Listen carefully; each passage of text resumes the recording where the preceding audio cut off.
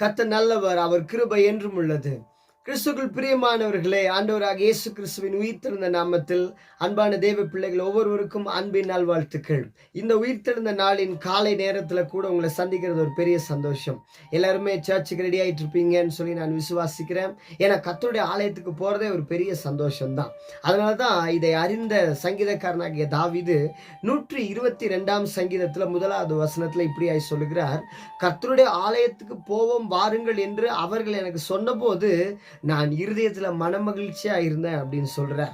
நம்ம சர்ச்சுக்கு போலாம் அப்படின்னு சொன்ன உடனே அவருக்குள்ள ஒரு பெரிய ஒரு சந்தோஷம் வந்துருச்சான். அப்ப அவர் எவ்வளவு ஆண்டோடைய ஆலயத்தை தேடி இருப்பாருன்னு யோசிச்சு பாருங்களேன். அவர் ஒரு பெரிய ராஜா. ஆனா அவர் சொல்றாரு, 1000 நாளை பார்க்கிலும் அவருடைய பிரகாரங்களில் செல்லும் ஒரே நாள் நல்லது. ஆகாமிய கூடாரத்துல வாசமா இருப்பதை பார்க்கிலும் என் தேவனுடைய ஆலயத்தின் வாசற்படியில காத்திருப்பதையே தெரிந்து கொள்வேன்றார். என்னங்க இது ஒரு அநியாயமா இருக்கு? ஒரு ராஜாவுக்கு அரண்மனையில் இருக்கிறது சந்தோஷமா இருக்குமா, சர்ச்சில் இருக்கிற சந்தோஷமா இருக்குமான்னு அவர் சொல்றாரு. அரண்மனையில் எனக்கு எவ்வளவு சுகம் இருக்கட்டும், எவ்வளவு நன்மைகள் இருக்கட்டும், நான் அனுபவிப்பதற்கு சகல விதமான காரியங்கள் இருந்தாலும் அதைவிட என் தேவனுடைய பிரசன்னம் எனக்கு மிகவும் விலையேற பெற்றது. என் தேவனுடைய ஆலயம் எனக்கு மிகவும் விலையேற பெற்றது.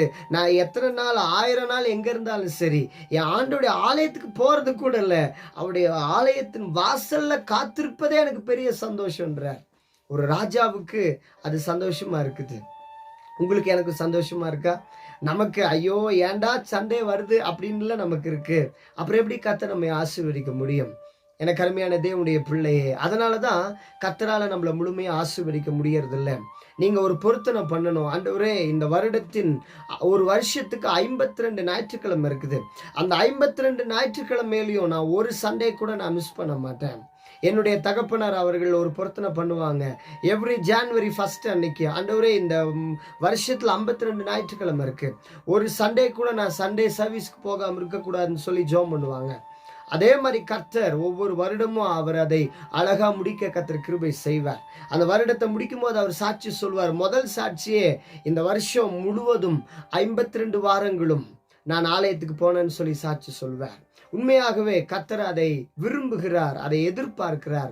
அதனாலதான் கர்த்தர் அவரை சுகத்தோடு ஆசீர்வாதமாக வைத்திருக்கிறதை நாங்கள் பார்க்கிறோம்.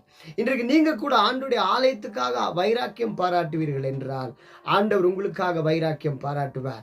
அன்றைக்கு சிறிய தாவீதா இருந்த அந்த தாவீது வனாந்திரத்துல ஆடு மேய்ச்சிட்டு இருக்கும் போது கர்த்தருடைய ஆலயத்து மேல ஒரு வைராக்கியம் அவருக்கு இருந்ததுனாலதான் அவரை ஒரு பெரிய ஒரு உயர்ந்த ஸ்தானத்துல வச்சார். இன்றைக்கு நீங்க அவருக்காக வைராக்கியம் பாராட்டுறீங்களா? நம்ம ஆண்டவர் தானே, நம்ம சர்ச் தானே, அடுத்த வாரம் போய்க்கலாம், நமக்கு தான் ஆன்லைன் சர்வீஸ் இருக்கே, ஆன்லைன்ல பார்த்துக்கலாம்னு சொல்லி நிறைய பேர் சர்ச்சுக்கு போறதே இல்லை. நீங்க ஆண்டவருடைய ஆலயத்துக்கு போகணும். ஒருவேளை பாஸ்டருக்கு எனக்கு இந்த மாதிரி பிரச்சனை ஆயிருச்சு, அவர் முதல்ல மன்னிப்பு கேட்கட்டும், நான் அப்புறமா போறேன் அப்படின்னு கூட சிலர் நீங்க இதை பார்த்துட்டு இருக்கலாம். நீங்க தான் ஆண்டவர்கிட்ட போய் ஒப்புரவாகணும். நீங்க தான் அவர்கிட்ட போய் ஒப்புரவாகணும். நீங்க ஒப்புரவாய் ஆண்டவரை தேடி பாருங்க, கர்த்தர் நிச்சயம் உங்க சூழ்நிலையெல்லாம் மாற்றுவார். ஏன்னா அது ஒரு ஜெப வீடு, அது நம்மை மகிழ்ச்சியாக்குகிற ஒரு ஸ்தலம். அதனால்தான் ஏசாயா சொல்றாரு, 56ஆம் அதிகாரம் ஏசாயால 7வது வசனம், நான் என் பரிசுத்த பர்வதத்துக்கு கொண்டு வந்து என் ஜெப வீட்டிலே அவர்களை மகிழ பண்ணுவேன். அது நம்மை மகிழ்ச்சி ஆக்குகிற இடம். எந்த நபர் துக்கத்தோட தேவாலயத்துக்குள்ள போனாலும் திரும்ப வெளியில வரும்போது அவங்க சந்தோஷத்தோட தான் வருவாங்க. நான் உங்களுக்கு சேலஞ்ச் பண்றேன், நீங்க எப்போ சர்ச்சுக்கு துக்கத்தோட போனாலும், என்ன பிரச்சனையோடு போனாலும், தீர்வு காண முடியாத கேள்விகளோடு போனாலும், தேவ ஆலயத்துல தேவன் வீற்றிருக்கிறார். அவர் உங்களுடைய எல்லா சூழ்நிலைகளுக்கும் தீர்வை உண்டாக்கி தான் அனுப்புவார். இன்னைக்கு கூட நீங்க சந்தோஷத்தோடு போய் பாருங்க, நான் என் ராஜாவை பார்க்க போறேன், இயேசு மகாராஜாவை பார்க்க போறேன், அங்க போய் நீங்க கர்த்தரை துதிச்சு ஆராதிங்க. முடிச்சிட்டு வந்து பாருங்க, உங்க சூழ்நிலைகள் பனியை போல மறைந்திருப்பதை பார்ப்பீர்கள். உங்களுடைய சூழ்நிலைகள் ஒன்றுமில்லாமல் இருப்பதை காண்பீர்கள். ஏன்னா அதுதான் உண்மையான ஒரு காரியம். நாம் ஆராதிக்கிற ஆண்டவர் உயிரோடு எழுந்தவர். மரணமே உன் கூரெங்கே என்று, பாதாளமே உன் ஜெயம் எங்கே என்று ஜெயம் எடுத்தவரை நாம் ஆராதிக்கிறோம். அவர் உங்களுடைய பிரச்சனையை பார்த்துட்டு சும்மா இருப்பாரா? நீங்க அவர் ஆராதிக்க வந்தீங்கன்னா அவர் உங்களுக்காக வீட்டுக்கு போய் எல்லா சூழ்நிலையும் மாற்றுவார். அவர் சொல்றார், I was glad when they said to me, let us go to the house of the Lord. ஆண்டுடைய வீடு அது. அவருடைய வீட்டுக்கு போனா அவர் சும்மா அனுப்புவாரா? உங்களை ஆசீர்வதிச்சு தான் அனுப்புவார். ஆகவே நல்லா ரெடியாகி ஃப்ரெஷ்ஷா புது ட்ரெஸ் கூட போட்டுட்டு ஆண்டுடைய ஆலயத்துக்கு போய் கர்த்தரை ஆராதிங்க. நீங்க வர்றதுக்குள்ள உங்க சூழ்நிலைகள் தலைகளாய் மாறி இருப்பதை காண்பீர்கள். ஜெபம் பண்ணலாமா? ஆண்டவர்கிட்ட சொல்லுங்க, ஆண்டவரே இந்த வருஷம் ஒருவேளை இதுவரைக்கும் நான் சர்ச்சுக்கு போறதை மிஸ் பண்ணிட்டேன். அந்த நேரம் பார்த்து தான் நிறைய ஃபங்க்ஷன் இருக்கும், நிறைய கல்யாணம் இருக்கும், நிறைய காரியங்களுக்கு கூப்பிடுவாங்க. அதெல்லாம் எனக்கு முக்கியம் இல்லை.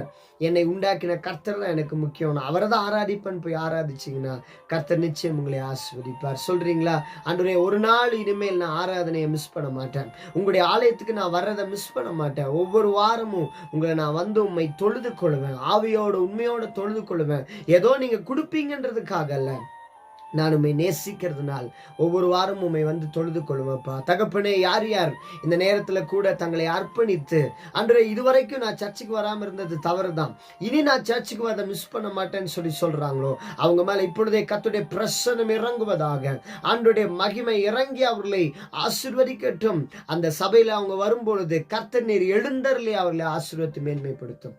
நீர் அப்படியே செய்ய போகிற அன்புக்காக நன்றி. எல்லா துதிகன மகிமை உமக்கே தருகிறோம். இயேசுவின் நாமத்தில் ஜெபிக்கிறோம் நல்ல பிதாவே. ஆமென், ஆமென், ஆமென், ஆமென். தொடர்ந்து கர்த்தரை ஆராதியுங்கள். God bless you. Have a glorious Sunday to all. Amen.